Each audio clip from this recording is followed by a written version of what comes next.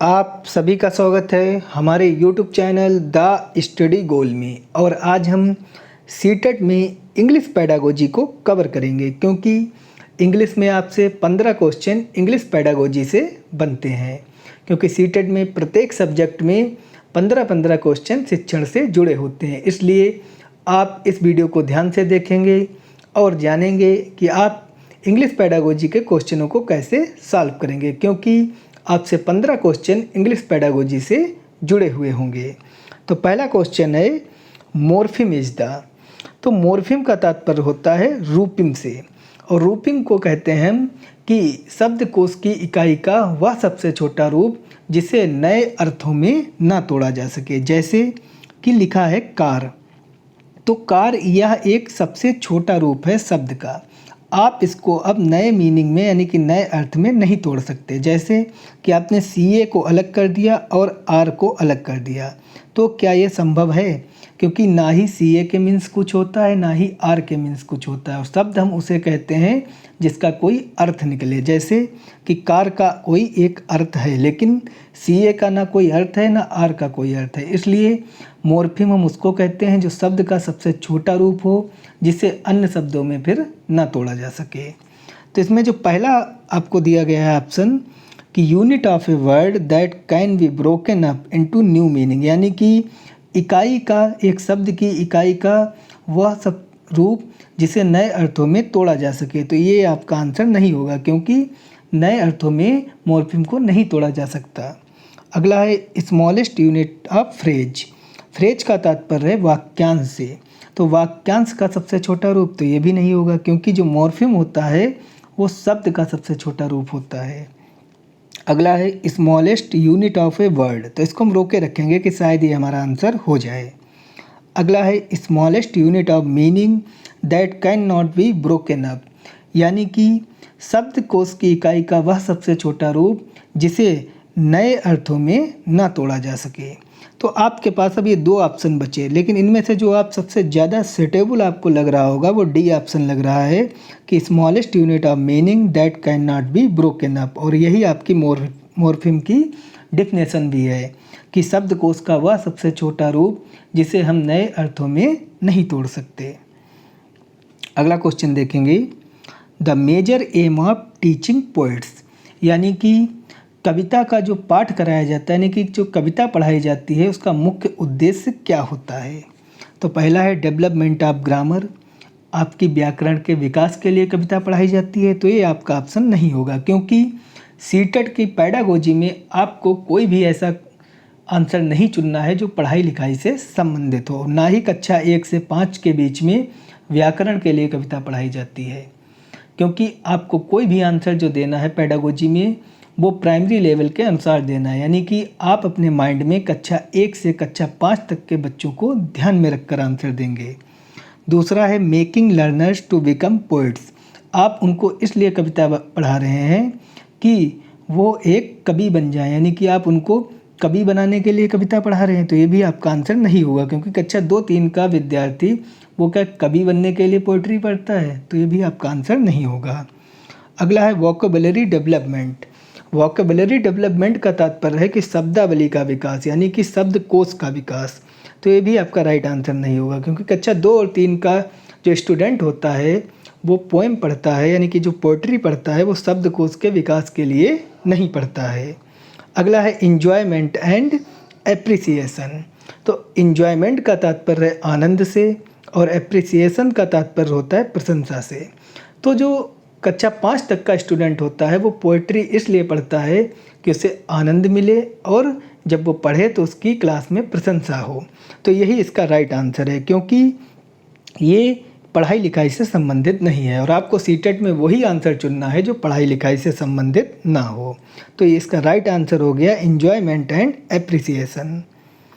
अगला क्वेश्चन देखेंगे, active vocabulary consists of words which are, यानी कि सक्रिय शब्दावली में वे शब्द होते हैं जो, यानी कि जो आपकी सक्रिय शब्दावली होती है। सक्रिय शब्दावली किसे कहते हैं? जैसे कि आपको पता है कि टीचर मीन्स शिक्षक होता है, क्लास मीन्स कक्षा होती है, रूम मीन्स कमरा होता है, बॉय मीन्स लड़का होता है। तो आपको क्यों पता है? क्योंकि ये आपकी एक्टिव वोकैबुलरी है, यानी कि आपकी ये सक्रिय शब्दावली है। आप इनको लगातार यूज करते रहते हैं, इसलिए ये आपके सक्रिय शब्दावली में आते हैं। यानी कि आप जैसे ही सुनते हैं रूम, तो आपके माइंड में तुरंत आ जाता है कि रूम मीन्स कमरा। तो इसलिए ऐसे वर्ड आपके सक्रिय शब्दावली यानी कि एक्टिव वोकैबुलरी में आते हैं। तो पहला इसमें ऑप्शन दिया गया है यूज्ड फ्रीक्वेंटली। तो फ्रीक्वेंटली का तात्पर्य होता है कि जो शब्द अक्सर इस्तेमाल किए जाते हैं। तो इस विकल्प को हम रोक के रखेंगे क्योंकि ये पॉजिटिव विकल्प है कि जो शब्द हम अक्सर इस्तेमाल करेंगे वही तो हमारी सक्रिय शब्दावली में आएंगे। दूसरा है फोनोलॉजिकल एंड लेक्सिकल। तो फोनोलॉजिकल का तात्पर्य होता है ध्वन्यात्मक और लेक्सिकल का तात्पर्य होता है शाब्दिक। अब ऐसा कुछ भी ज़रूरी नहीं है कि जिन शब्दों को आपने सुना है या जिन शब्दों को आपने बोला है वो आपकी सक्रिय शब्दावली में हो, क्योंकि सक्रिय शब्दावली में वही शब्द आते हैं जिनका हम प्रायः या लगातार प्रयोग करते रहते हैं। अगला है यूज्ड ओकेशनली। तो ओकेशनली का तात्पर्य होता है कि जो शब्द हम कभी कभी उपयोग करते हैं, यानी कि यूज्ड ओकेशनली। तो जो शब्द हम कभी कभी प्रयोग करेंगे वो शब्द हमारे एक्टिव वोकैबुलरी में नहीं आ सकते। तो ये आपका विकल्प नहीं होगा, ये दोनों आपके कैंसिल हो गए। अगला है डिफ़िकल्ट टू प्रोनाउंस। तो डिफ़िकल्ट टू प्रोनाउंस का तात्पर्य होता है कि जो शब्द हम पढ़ ना पाएँ, यानी कि जिनका हम उच्चारण सही तरीके से ना कर पाएँ। तो ये भी आपका विकल्प नहीं होगा, क्योंकि जो शब्द हम पढ़ नहीं पाएंगे या जिनका हम उच्चारण नहीं कर पाएंगे वो आपके एक्टिव वोकैबुलरी में कैसे हो सकते हैं। तो इसका जो राइट आंसर है वो पहला हो गया कि यूज्ड फ्रीक्वेंटली, यानी कि जो शब्द आप अक्सर इस्तेमाल करते रहते हैं वो आपके एक्टिव वोकैबुलरी में आ जाते हैं। अगला क्वेश्चन देखेंगे हम, used Relia in the language class meaning brings. यानी कि भाषा की क्लास में रेलिया का अर्थ क्या लाने से होता है, यानी कि जो भाषा की कक्षा होती है उसमें रेलिया का अर्थ क्या लाने से लगाया जाता है। तो रेलिया जो होता है उसके द्वारा हम क्लास में शिक्षण सहायक सामग्री होती है उसको वास्तविक वस्तुओं से जोड़कर प्रस्तुत करते हैं। तो इसलिए आपको जहाँ भी रेलिया मिल जाए तो वहाँ पर आप रियल ऑब्जेक्ट, जहाँ पे शब्द आपको मिल जाए तो रियल ऑब्जेक्ट शब्द को आप टिक करेंगे, क्योंकि रेलिया के द्वारा जो शिक्षण सहायक सामग्री लाई जाती है वो वास्तविक जीवन से जोड़कर प्रस्तुत की जाती है। तो पहला इसमें ऑप्शन दिया गया है realistic objectives and targets for the learners, यानी कि यथार्थवादी उद्देश्य और लक्ष्य। तो इसको हम रोके रखेंगे कि शायद ये हमारा विकल्प हो जाए। अगला है real level of child's learning to the knowledge of parents, यानी कि बच्चों के वास्तविक स्थिति का पता करना और माता पिता के ज्ञान के बारे में बात करना। तो आप बच्चों को पढ़ाएंगे ना कि उनके माता पिता, क्योंकि माता पिता का ज्ञान से कोई भी तात्पर्य नहीं है। वो अलग बात है कि आजकल के स्कूलों में ऐसा होता हो कि माता पिता का ज्ञान जरूरी है, लेकिन सीटेट में आपको माता पिता के ज्ञान की कोई आवश्यकता नहीं है। आपको बच्चों को पढ़ाना है ना कि माता पिता को, इसलिए इस विकल्प को आप कैंसिल कर देंगे क्योंकि आपको आंसर सीटेट के अनुसार देना है। अगला है real life situations to communicate, यानी कि संवाद करने के लिए जो जीवन की स्थितियां हों वह वास्तविक हों। तो इसको भी हम रोके रखेंगे कि शायद ये हमारा विकल्प हो जाए, लेकिन लास्ट जो विकल्प है वो real object as teaching aids, यानी कि शिक्षण सहायक सामग्री के रूप में वास्तविक वस्तुएं लाना। तो इसका जो राइट आंसर है वो चौथा ही है, क्योंकि रेलिया का जो सही तात्पर्य है वो शिक्षण सहायक सामग्री के रूप में वास्तविक वस्तुएं लाना है, यानी कि real object as teaching aids. अगला क्वेश्चन देखेंगे हम, which one of the following statement is not correct about print rich environment, यानी कि समृद्ध निम्न में से कौन सा कथन समृद्ध वातावरण के लिए सही नहीं है। इसलिए आप नाट को पहले अंडरलाइन कर देंगे, क्योंकि एग्ज़ाम हॉल में आपको नाट दिखना बंद हो जाता है। इसलिए आपको इन चार में से वो एक गलत कथन चुनना है जो प्रिंट समृद्ध वातावरण के लिए सही नहीं है, क्योंकि 3 सही हैं और एक गलत वाला आपको चुनना है। तो पहला है pictures posters give children an opportunity to talk about things persons and happiness, यानी कि चित्र पोस्टर बच्चों की चीज़ें और व्यक्तियों की खुशी के बारे में बात करना ये प्रिंट समृद्ध वातावरण के लिए बिल्कुल सही है, क्योंकि जो इसमें आपको शब्द दिया गया है अपॉर्चुनिटी इसका तात्पर्य होता है अवसर से, यानी कि बच्चों को अवसर देना कि वो चित्र पोस्टर के बारे में बात करें, व्यक्तियों की खुशी के बारे में बात करें, तो ये एक पॉजिटिव विकल्प है। तो इसलिए ये आपका गलत आंसर नहीं होगा, क्योंकि आपको नॉट करेक्ट यानी कि गलत बताना है।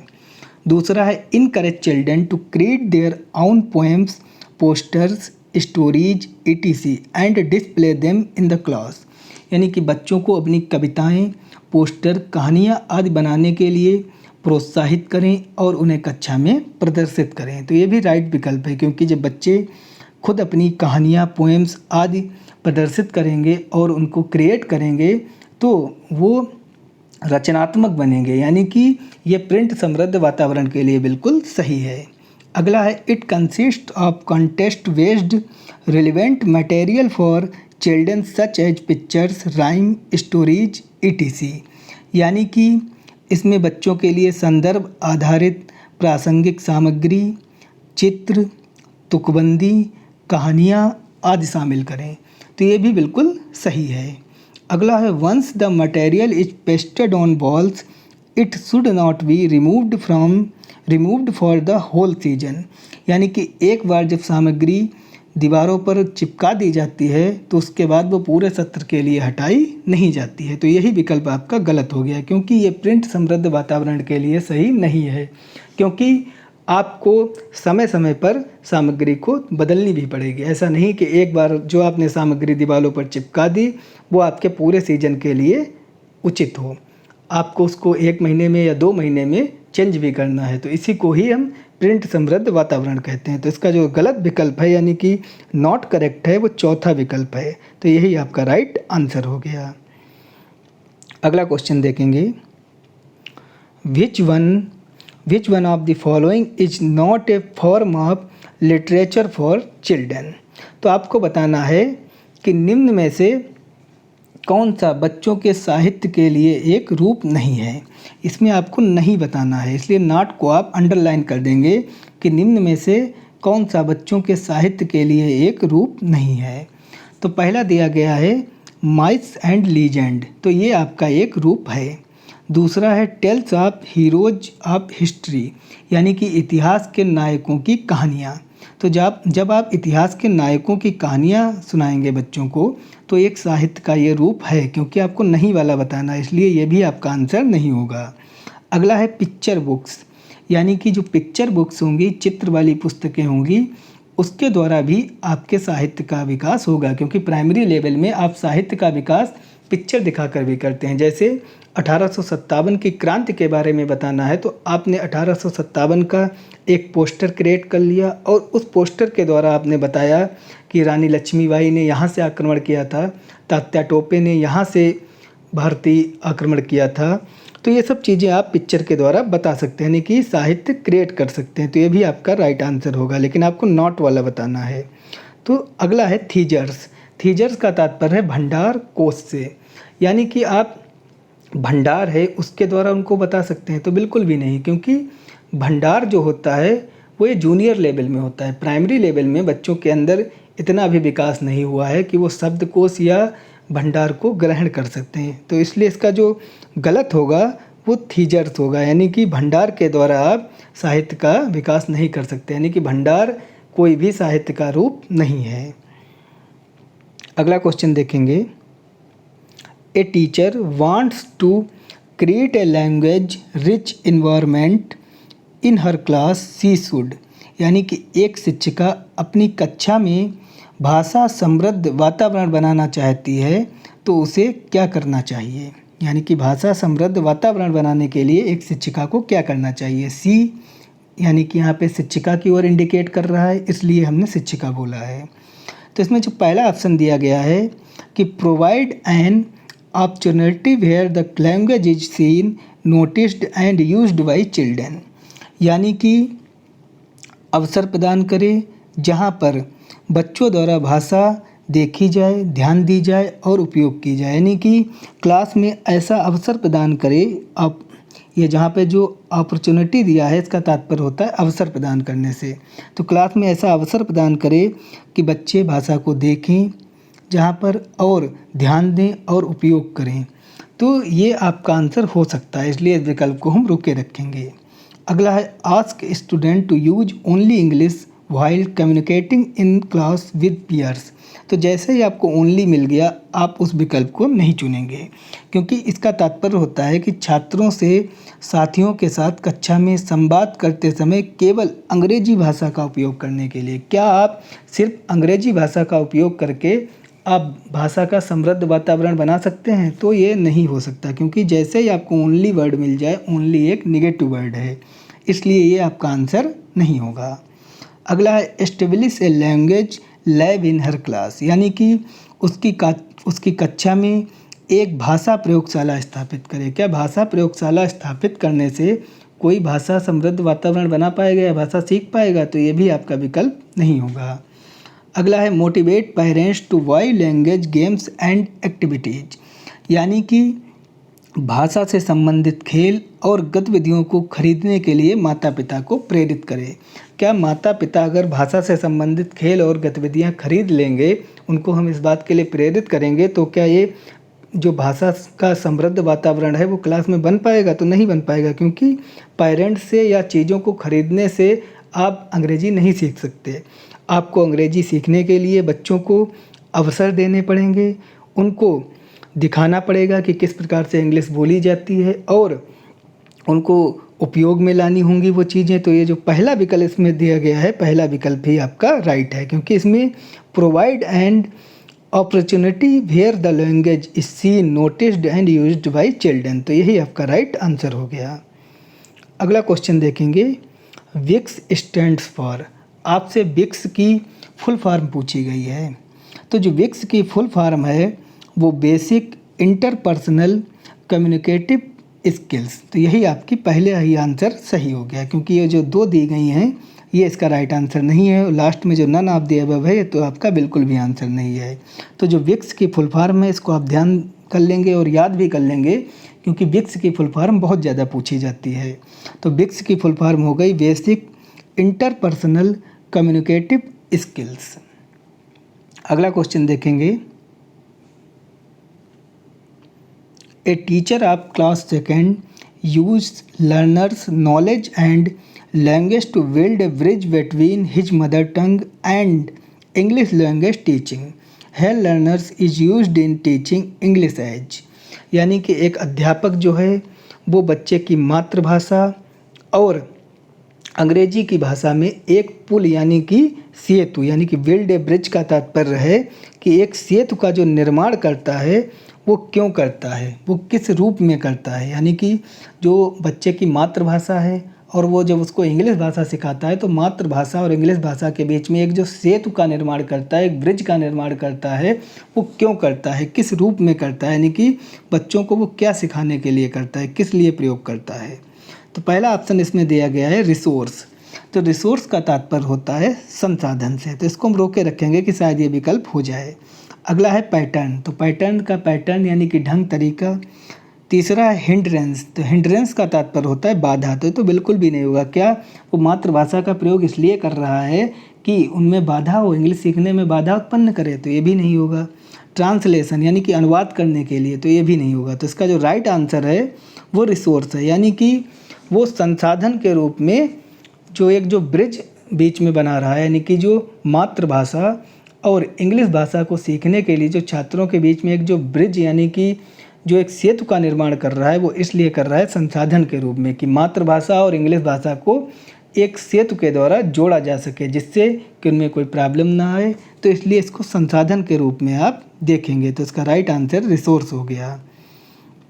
अगला क्वेश्चन देखेंगे हम, the multilingual nature of the Indian classroom must be used as a resource so that, यानी कि भारतीय क्लासरूम की जो बहुभाषी प्रकृति का उपयोग होता है एक संसाधन के रूप में किया जाना चाहिए। तो ये इसके लिए कौन सा विकल्प सही है, यानी कि जो भारतीय क्लासरूम की बहुभाषी प्रकृति है उसका उपयोग एक संसाधन के रूप में किया जाना चाहिए, ताकि इसके लिए आपको राइट विकल्प चुनना है। तो पहला इसमें दिया गया है children can learn many language, यानी कि बच्चे कई भाषाएं सीख सकते हैं। तो इसको हम रोके रखेंगे कि शायद ये हमारा विकल्प हो जाए। अगला है the teacher develops language proficiency. तो प्रोफिशिएंसी का तात्पर्य है कि शिक्षण भाषा में प्रवीणता विकसित करने के लिए। तो क्या जो बहुभाषी प्रकृति का जो संसाधन प्रयोग किया जाता है वो बच्चों में प्रवीणता का विकास करने के लिए, क्योंकि जो कक्षा 1 से कक्षा 5 तक का जो विद्यार्थी होता है वो अभी इतना ज्ञानी नहीं हो गया है, ना ही वो इतना अभी प्रवक्ता हो गया। जैसे किसी पार्टी का प्रवक्ता होता है तो अभी वो प्रवक्ता नहीं है, ना ही इतना वो ज्ञानी है, ना ही उसको अभी निपुण होना है। तो इसलिए ये विकल्प आपका नहीं होगा।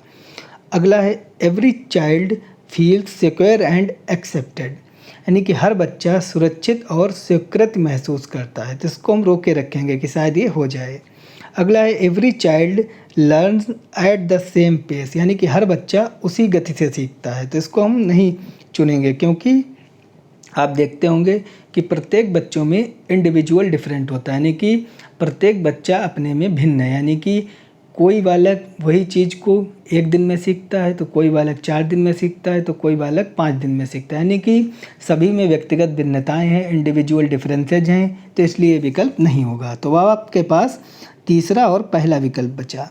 तो इन 2 विकल्पों में से जो सबसे ज़्यादा राइट विकल्प है वो आपका तीसरा है, क्योंकि ये क्वेश्चन 2019 सीटेट में आया था और आयोग ने इसका तीसरा विकल्प माना था, यानी कि every child feel secure and accepted, कि हर बच्चा सुरक्षित और स्वीकृत महसूस करता है। अगला क्वेश्चन देखेंगे हम।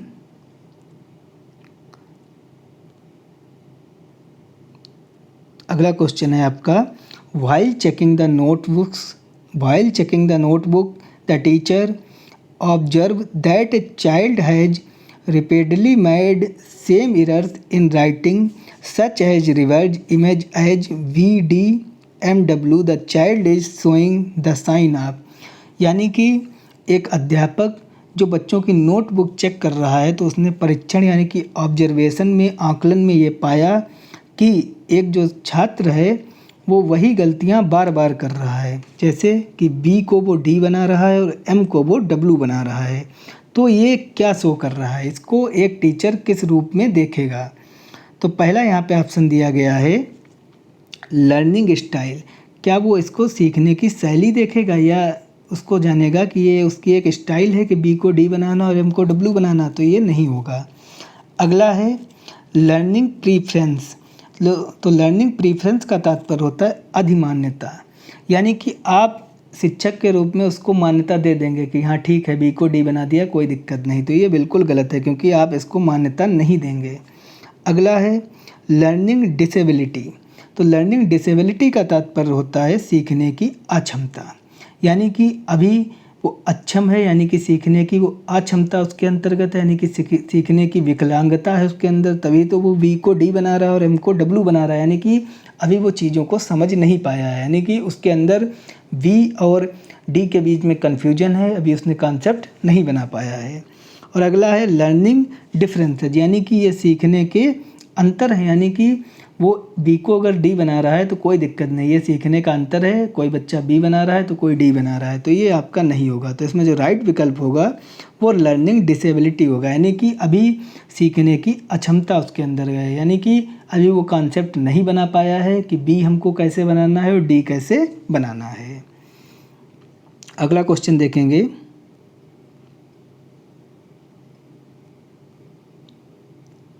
आपका ये अगला क्वेश्चन शॉर्ट कर लें, चलो इसको ऐसे देख लें। A teacher is telling a story with actions and gestures to class 3rd student. After this she asked them to draw pictures on the story in groups. Why do you think she asked them to draw pictures on the story? एक जो शिक्षिका है वो class में कहानी सुनाती है, और वो कहानी कैसे सुनाती है? इशारों में, एक्शंस में, यानी कि जो उसके एक्शन हैं वो अपने भाव गरिमा के द्वारा प्रदर्शित करती है, और बाद में वो बच्चों को समूहों में बांट देती है और उनसे कहती है कि वो कहानी को एक चित्र के रूप में व्यक्त करें। तो आप इसको किस रूप में देखेंगे, यानी कि उस शिक्षिका ने ऐसा क्यों कहा कि वो कहानी को चित्र के रूप में व्यक्त करे?